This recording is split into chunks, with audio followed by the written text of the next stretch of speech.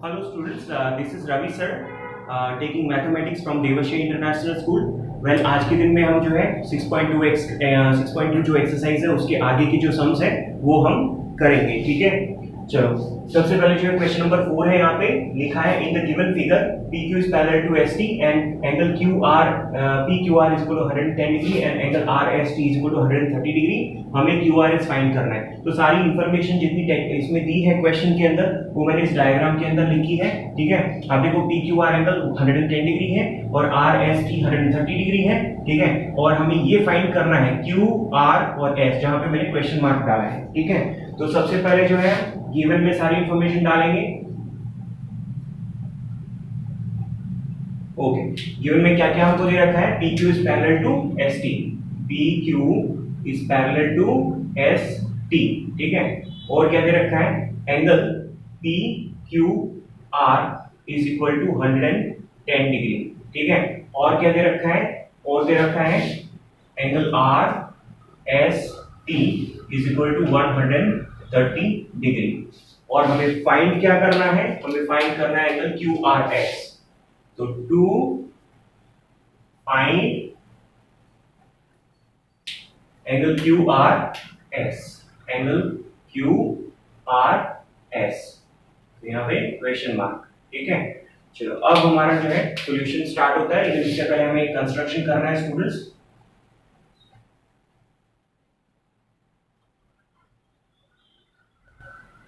Construction में हमें क्या करना है? हमें जो है ब्लू कलर की लाइन जो मैंने अलग से ड्रॉ कर रखी है EF ड्रॉ करना है पैरेलल टू PQ। ठीक है, थ्रू पॉइंट R। ठीक है, draw line EF parallel to PQ। ठीक है, थ्रू पॉइंट R से। ठीक है, ओके, तो ये हमने कंस्ट्रक्शन किया। चलो जो है सॉल्यूशन, यहाँ पे आप कुछ भी बोल सकते हो। PQ जो EF हम ड्रॉ कर रहे हैं वो PQ के पैरेलल बोल सकते हो, या फिर ऐसा बोल सकते हो EF जो है वो ST के भी पैरेलल है। तो इसकी जगह पे EF जो है आप ड्रॉ कर रहे हो PQ के पैरेलल बता सकते हो, या फिर जो है ST के पैरेलल, कुछ भी यहाँ पे लिख सकते हो, क्योंकि वो दोनों पैरेलल है ऐसा ऑलरेडी दिया है सम के अंदर। ठीक है, चलो अब इसके बाद में हमारा सॉल्यूशन स्टार्ट हो रहा है। सबसे पहले देखते हैं स्टूडेंट्स, यहाँ पे जो लाइन PQ है, ठीक है, वो ST के पैरेलल है। उसी तरीके से हमने EF जो ड्रॉ की है वो भी ST के पैरेलल है। तो उसका मतलब क्या होगा? PQ भी EF के पैरेलल हो जाएगा। जब ये उसके पैरेलल है, ये लाइन भी उसके पैरेलल है, तो ये दोनों भी क्या हो जाएंगे? पैरेलल हो जाएंगे। ओके, चलो ये लिखते हैं PQ is parallel to ST। ठीक है, अगेन EF जो हमने ड्रॉ किया है EF वो भी ST के पैरेलल है। तो ये दोनों चीजों से हमें क्या मिलेगा? ये दोनों चीजों से देयरफॉर हम लिख सकते हैं that is EF is also parallel to PQ, और you can say PQ is parallel to EF। ठीक है, PQ is parallel to EF, और इस केस में जो है QR जो है वो ट्रांसवर्सल हो गया एंड QR इज ट्रांसवर्सल। ठीक है, तो QR ट्रांसवर्सल हो गया। तो जब ये दो पैरेलल लाइन है और QR ट्रांसवर्सल है, तो याद करो अल्टरनेट इंटीरियर एंगल कौन से? एक तो ये हो गया और दूसरे साइड में क्रॉस में एक ये वाला हो गया। तो किस तरह बोलेंगे? Angle PQR is equal to angle QRF। ठीक है, तो लिख देते हैं therefore angle PQR is equal to angle QRF। ठीक है, तो that is alternate interior angle, because alternate interior angles are equal, ऐसा लिख सकते हैं। ओके, चलो ठीक है। नेक्स्ट स्टेप में हम क्या कर रहे हैं? हम जो है ये एंगल QRF, एंगल QRF, इसको थोड़ा नोट करते हैं। एंगल QRF, ये अकेला एंगल दो एंगल से बना है। एंगल QRF जो है बना है एंगल QRS प्लस SRF। ठीक है, चलो लिखते हैं angle QRS plus angle SRF। ठीक है, और वो भी इक्वल हो जाएगा किसके, दैट इज 110 डिग्री के, 110 डिग्री के। रीजन क्यों, क्योंकि QRS खुद जो है वो PQR के बराबर है, और PQR कितना दिया है, PQR दिया है 110 डिग्री, ठीक है। तो आप लिख सकते हो given angle PQR is equal to 110 degree, alright, ये गिवन है। नेक्स्ट स्टेप में हम क्या करेंगे, हम इसको वापस से एक बार इतने पार्ट को लिख डालते हैं, उसको इक्वेशन नंबर 1 बोलेंगे, ठीक है। Therefore we can say angle QRS plus angle SRF is equal to 110 degree. ये हो गया आपका इक्वेशन 1, फाइन। चलो अब इसके बाद में हम देख लेते हैं again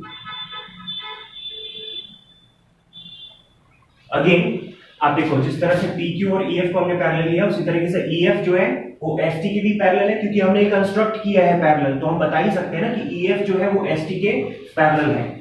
again EF is parallel to ST, and उस केस में स्टूडेंट ये जो SR है वो ट्रांसफर हो जाएगा। SR या RS बोल सकते हो, RS इज ट्रांसवर्सल, ओके। चलो उस केस में स्टूडेंट्स जब एक लाइन ऐसे और दूसरी लाइन ऐसे पैरेलल है और एक ऐसे ट्रांसवर्सल है, तो ये दोनों जो अंदर अंदर एंगल होंगे ट्रांसवर्सल के एक ही बाजू में, ये दोनों एंगल को हम बोलते हैं क्या, को इंटीरियर एंगल्स भी बोलते हैं शॉर्ट में, या फिर बोलते हैं angles on the same side of the transversal. और जो हमेशा सप्लीमेंट्री होते हैं, इन दोनों एंगल का एडिशन कितना होगा, 180 डिग्री होगा, ठीक है। चलो तो उस केस में हम लिख सकते हैं कि ये दोनों एंगल का एडिशन 180 डिग्री है। ये दोनों एंगल को कैसे बोलेंगे, एंगल RST और प्लस एंगल SRF, ठीक है। तो therefore angle RST plus SRF will be equal to 180 degree.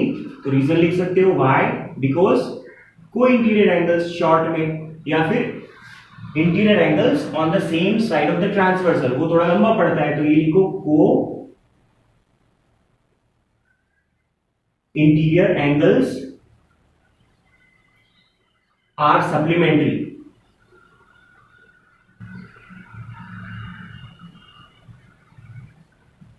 Okay, चलो नेक्स्ट स्टेप में हम क्या करेंगे, RST plus SRF is equal to 130 degree. RST कितना है, RST 130 डिग्री, कितना है 130 degree, plus angle SRF is equal to 180 degree.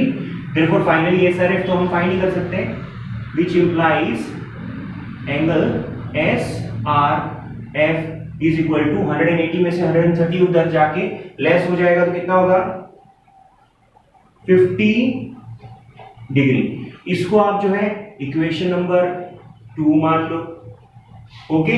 अब हम लिखेंगे putting the value of equation 2 in equation 1, putting equation 2 in equation 1 we have,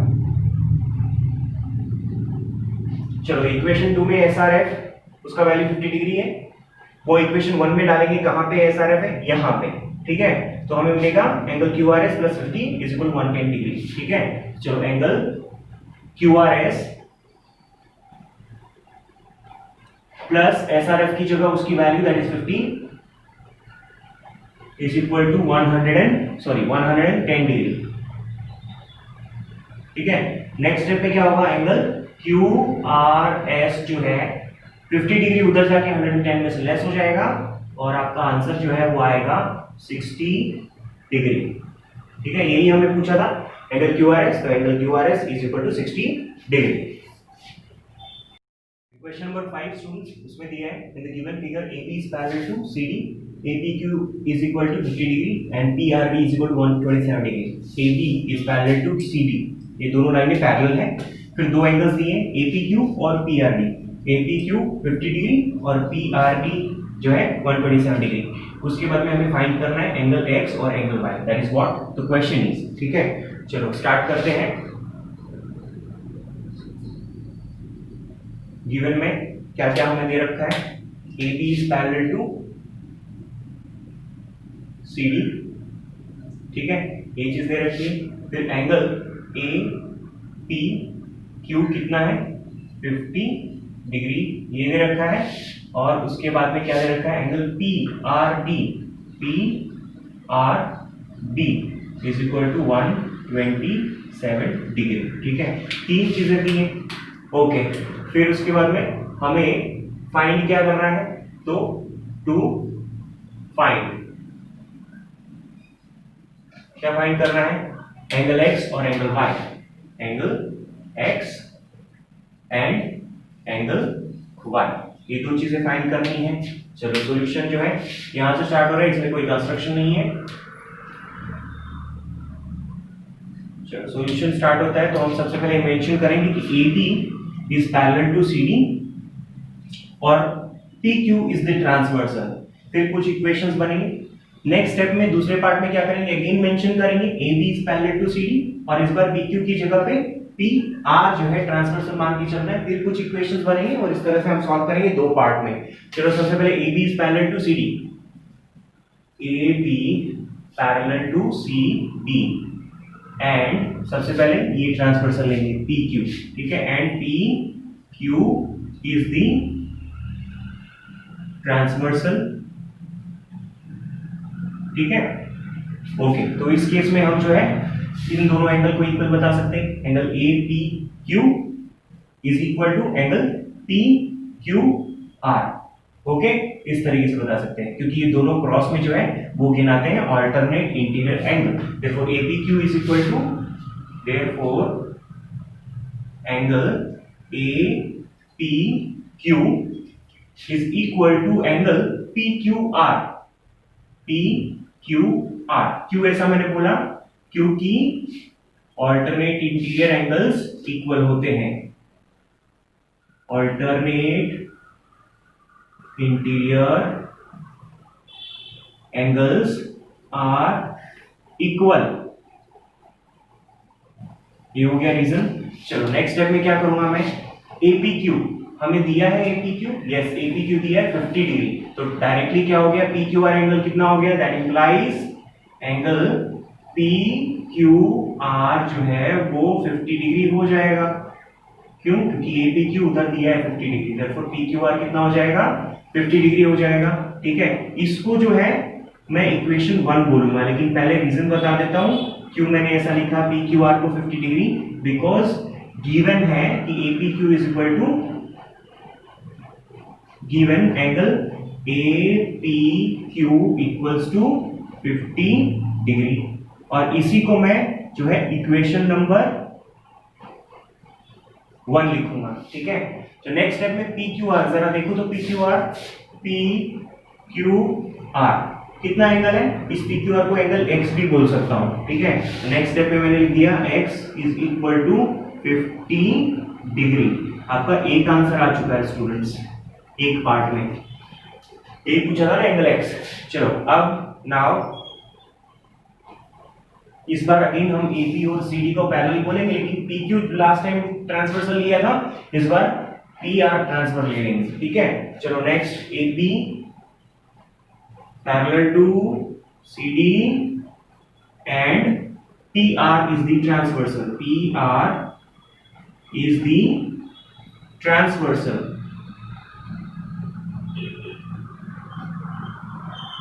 okay. चलो अगर ये दो लाइन पैरेलल है और PR जो है ट्रांसवर्सल है, तो ये एंगल और क्रॉस में फिर ये एंगल, ये दोनों एंगल क्या हो जाएंगे अल्टरनेट इंटीरियर एंगल। तो इसको क्या बोलूंगा एंगल APR क्योंकि ये ट्रांसवर्सल है, इज इक्वल टू PRD, ठीक है। चलो therefore angle APR is equal to APR is equal to PRD, ठीक है। क्यों, again same reason, alternate interior angles are equal, ठीक है। चलो नेक्स्ट स्टेप में APR is equal to PRD। अब PRD हमें कहीं दे रखा है क्या, ये रहा PRD 127 डिग्री। तो नेक्स्ट स्टेप में मैं क्या बोल दूंगा, एंगल APR, या फिर मैं एक काम करता हूं, APR जरा चेक करते हैं, एंगल APR APR जो एंगल है वो दो एंगल से बना है, APQ plus QPR, that means ये दो एंगल, तो APQ प्लस QPR इसकी जगह पे लिख दूंगा, which implies angle APQ plus angle QPR। इस एंगल को मैंने दो टुकड़ों में ले लिया है, that is equal to PRD की जगह पे आप देखो जरा, PRD 127 डिग्री है, 127 डिग्री, क्यों गिवन। ओके, चलो नेक्स्ट स्टेप में APR और QPR, APR और QPR ये दोनों एंगल में से एक एंगल तो मालूम ही है ना 50 डिग्री, तो APR एक APQ को हम 50 डिग्री लिख देंगे नेक्स्ट स्टेप में, ये 50 degree plus QPR is equal to 127 degree. Okay, क्योंकि APQ जो है वो दिया हुआ है, अगेन यहाँ पे लिख सकते हो आप ऐसा, गिवन। नेक्स्ट स्टेप में therefore angle QPR is equal to 50 degree, उधर जाके 127 डिग्री में से लेस होगा तो कितना हो जाएगा, 77 डिग्री। तो ये आपका जो है QPR आ गया, QPR, और चेक करो QPR क्या है, QPR दैट मींस ये एंगल Y, तो QPR की जगह लिख दूंगा Y is equal to 77 degree. ये स्टूडेंट्स आपका दूसरा आंसर आ गया, that is angle Y। Okay, question number 6 जो है स्टूडेंट्स थोड़ा प्रैक्टिकल बेस्ड क्वेश्चन है, और एक्चुअली ये बेस्ड आपके साइंस के अंदर एक चैप्टर है दैट इज लाइट। फाइन, उस लाइट चैप्टर के अंदर अगर आपने अभी तक स्टडी किया है उसको, उस लाइट चैप्टर के अंदर हम एक्चुअली लॉज ऑफ रिफ्लेक्शन हम पढ़ते हैं, लाइट का laws of reflection. Actually students एक प्लेन मिरर को इमेजिन करो, और प्लेन मिरर को जब हम इमेजिन करते हैं student, that is like if this is the plane mirror, right, let's take A and B, और प्लेन मिरर का एक साइड जो है वो एकदम स्मूथ होता है जहां पे हम अपने आप को देख पाते हैं, और जो बैक साइड होता है वो रफ होता है, ठीक है। तो ये बैक साइड को हम इस तरह से जो है शो करते हैं कि ये पीछे वाला साइड है वो रफ साइड है, और ये जो सामने वाला है वो रिफ्लेक्टिंग सरफेस है, यानी कि स्मूथ वाला, ठीक है। अगर ये प्लेन मिरर AB है और यहाँ पे मान लो कि अगर कोई ऑब्जेक्ट मैंने यहाँ पे रखा है, राइट, मैंने कुछ भी ऑब्जेक्ट यहाँ पे रख दिया, लेट्स टेक मैंने एक बॉक्स जैसा कुछ रखा है यहाँ पे, राइट, तो लाइट तो हर दिशा से आती है, और वो लाइट आकर के इस बॉक्स पे टकराएगी, बॉक्स से टकराने के बाद में हर दिशा में फैल भी जाती है, डिस्पर्जन ऑफ लाइट हो जाता है। तो यहाँ से एक जो रेज है वो यहाँ से सीधी आकर के इस मिरर के ऊपर भी टकराएगी, ठीक है, इस मिरर के ऊपर टकराएगी, और उस मिरर में टकरा के फिर जो है वापस से रिफ्लेक्ट बैक हो जाएगी और हमारी आंखों में आती है, तो हम उस बॉक्स को ऐसे भी देख पाते हैं और उस बॉक्स को मिरर के अंदर भी देख पाते हैं। तो यहाँ पे समझाना मैं सिर्फ इतना चाहता हूं स्टूडेंट्स कि जब भी कोई लाइट जो है वो सीधी आ रही है और प्लेन मिरर के ऊपर कोई जगह पे टकरा रही है, तो उस रे को, उस लाइट की रे को बोलते हैं इंसिडेंट रे, और आई से हम डिनोट करते हैं इंसिडेंट रे, ठीक है, दैट इज आई। और ये जहां पे जाके टकराती है उसको हम बोलते हैं पॉइंट ऑफ इंसिडेंस। क्या बोलते हैं? पॉइंट ऑफ इंसिडेंस, ठीक है, ये आप साइंस में बाद में पढ़ोगे। इसी पॉइंट ऑफ इंसिडेंस से अगर मैं एक परपेंडिकुलर ड्रॉ करूं उसको बोलते हैं नॉर्मल। इसको परपेंडिकुलर को हम क्या बोलते हैं? नॉर्मल। ये परपेंडिकुलर किस पे है? मिरर पे। ये पूरा परपेंडिकुलर ड्रॉ हुआ है, इसको हम बोलते हैं नॉर्मल। कहां पे मैंने परपेंडिकुलर ड्रॉ किया है? At the point of incidence, इसको हम पॉइंट ऑफ इंसिडेंस बोलते हैं। तो स्टूडेंट जिस एंगल से, लॉज ऑफ रिफ्लेक्शन क्या बोलता है कि जिस एंगल से ये इंसिडेंट लाइट रे मिरर पे टकराई होगी, मान लो 30 डिग्री पे टकराई, तो ये उसी एंगल से रिफ्लेक्ट बैक हो जाएगी। ये उसी एंगल से जो है ये रिफ्लेक्ट बैक हो जाएगी, ठीक है। यहां पर भी कितना होगा फिर? 30 डिग्री। ओके, इसी को बोलते हैं एंगल ऑफ जो है लॉज ऑफ रिफ्लेक्शन, ठीक है। तो लॉज ऑफ रिफ्लेक्शन का इसमें यूज किया गया है कि angle of incidence, this is the angle of incidence मान लो, is equal to the angle of reflection, ठीक है। ओके, बाकी सारी डिटेल में आप जो है साइंस के अंदर भी चैप्टर पढ़ोगे। तो एक और दूसरा लॉ भी है, तो दैट इज नॉट नेसेसरी है, यहाँ पे मुझे सिर्फ इतना ही समझाना था। अब जो ये प्रैक्टिकल सम आपको दे रखा है, उन्होंने सम के अंदर क्या बोला है थोड़ा सा हम देख लेते हैं।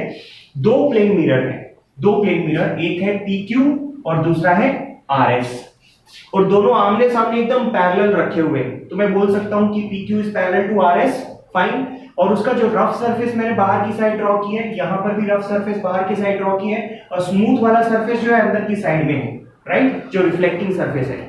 अब एक इंसिडेंट रे, लाइट की एक incident ray that is AB, वो सीधी आकर के PQ मिरर के ऊपर पॉइंट B पे टकराती है, और B से टकरा करके फिर वो वापस से रिफ्लेक्ट बैक हो जाती है, वो वापस से रिफ्लेक्ट हो जाती है, और वो रिफ्लेक्ट होकर के फिर कहीं जाकर के RS जो दूसरा मिरर है उसके ऊपर पॉइंट C पे टकराती है, और फिर C पे टकराने के बाद में फिर से वो रिफ्लेक्ट बैक हो जाती है।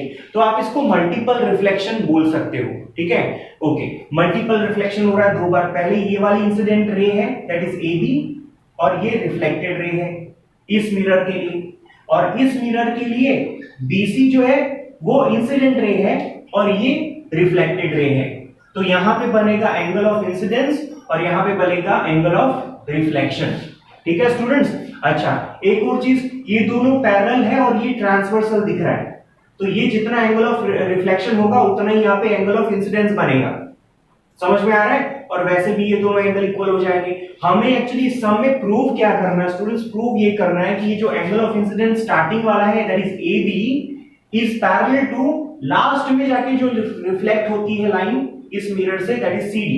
तो AB is parallel to CD, हमें ये प्रूव करना है, ठीक है। तो जो चीजें बातें हमें शुरू में ध्यान रखनी चाहिए मैंने यहाँ पे लिखी हुई है। Note, perpendiculars to the parallel are parallel, ठीक है, मतलब हुआ परपेंडिकुलर्स टू द पैरेलल। चलो लिखते हैं, ये है पैरेलल लाइंस, ठीक है, और वहां पे लिखा है परपेंडिकुलर टू द पैरेलल्स। इन पैरेलल पे परपेंडिकुलर ड्रॉ किया, मैंने यहाँ पे एक परपेंडिकुलर ड्रॉ किया और मैंने यहाँ पे एक परपेंडिकुलर ड्रॉ किया, ठीक है। अभी दोनों परपेंडिकुलर जो है मैंने दो पैरेलल लाइन के ऊपर ड्रॉ किया हुआ है, तो ये जो परपेंडिकुलर भी होंगे ना ये भी पैरेलल हो जाएंगे। इसका मतलब ये होता है, ठीक है, perpendiculars to the parallel are parallel. Next student, हमें क्या ध्यान रखना है कि according to the law of reflection angle of incidence is equal to the angle of reflection, जो इसके अंदर यूज हो रहा है स्टूडेंट्स। अब जाके जो है आपका स्टार्ट होता है, जिसमें हम सबसे पहले एक छोटा सा कंस्ट्रक्शन करेंगे।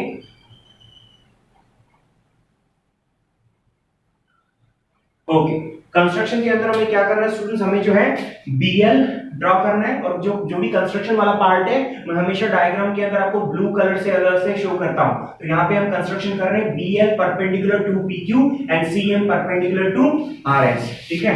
तो ड्रॉ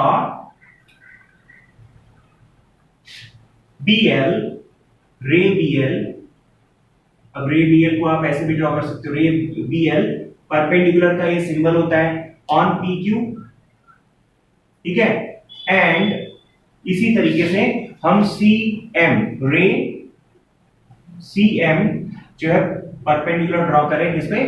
RS पे, नीचे वाला मिरर RS, ठीक है। ये हुआ हमारा जो है कंस्ट्रक्शन वाला पार्ट। अब इसके बाद में जो है हम स्टूडेंट शुरू हो जाते हैं कि सबसे पहले जो है PQ RS के पैरेलल है, दोनों मिरर एक दूसरे के पैरेलल हमने रखा हुआ है, सम के अंदर ही दिया हुआ है, ठीक है। तो शुरुआत करते हैं, PQ parallel to RS, okay. Therefore BL और CM के भी पैरेलल हो जाएगा, BL और CM भी पैरेलल हो जाएंगे। Therefore BL will also be parallel to CM। Reason कहां पे लाई करता है? ये फर्स्ट पॉइंट में कि perpendiculars to the parallel are also parallel. तो यहां पे रीजन चलो लिख डालते हैं, रीजन कि BL को CM के पैरेलल मैंने क्यों बताया? क्योंकि BL is perpendicular on PQ and CM is perpendicular on RS, ठीक है। इसी वजह से मैंने BL को CM के परपेंडिकुलर बोला। अब जब मैंने BL और CM, ये जो ब्लू लाइंस दिख रही है, ये दोनों को मैंने पैरेलल बोल दिया, तो फिर मैं बोल सकता हूं ना कि ऑल्टरनेट एंगल्स जो है इक्वल होते हैं। ऑल्टरनेट एंगल्स कौन से? एक ये वाला और एक ये वाला क्रॉस में, तो इसका हम बोलेंगे LBC, ठीक है, और इसको बोलेंगे MCB, ठीक है। तो therefore angle LBC will be equal to MCB। Reason आप लिख सकते हो, alternate interior angles are equal, okay. और स्टूडेंट ये जो है ये आपका इक्वेशन 1 हो जाएगा,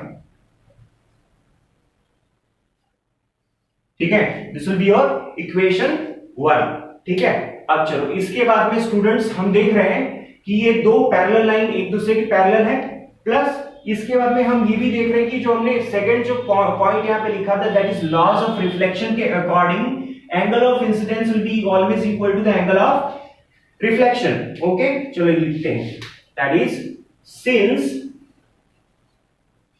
angle of incidence is equal to angle of reflection, ठीक है। एंगल ऑफ इंसिडेंस को मैंने एंगल ऑफ रिफ्लेक्शन के इक्वल बताया, तो मैं क्या बोल सकता हूं? मैं ये बोल सकता हूं therefore angle ABL will be equal to angle LBC, ये दोनों एक दूसरे के इक्वल होंगे, and angle MCB will be equal to angle MCD, यानी कि ये दोनों एंगल भी इक्वल होंगे, because angle of reflection is equal to angle of incidence is equal to angle of reflection, इस वजह से, ठीक है। चलो लिखते हैं एंगल ABL जो कि एंगल ऑफ इंसिडेंस है is equal to angle LBC जो कि एंगल ऑफ रिफ्लेक्शन है, एंड इसी तरीके से एंगल MCB जो कि एंगल ऑफ इंसिडेंस है is equal to angle MCD। साथ साथ में आप डायग्राम भी देखोगे तो आपको समझ में आएगा। आप डायग्राम देखो, वहां पे this is angle of incidence is equal to angle of reflection, again angle of incidence is equal to angle of reflection, that is angle of incidence is equal to angle of reflection, again angle of incidence is equal to angle of reflection, ठीक है। अब ये दोनों पर से जो है मैं एक कंक्लूजन दे सकता हूं, क्या कंक्लूजन दे सकता हूं? कि these two angles are equal, that is बाहर वाले ABL this angle is equal to MCD this angle, ठीक है। therefore angle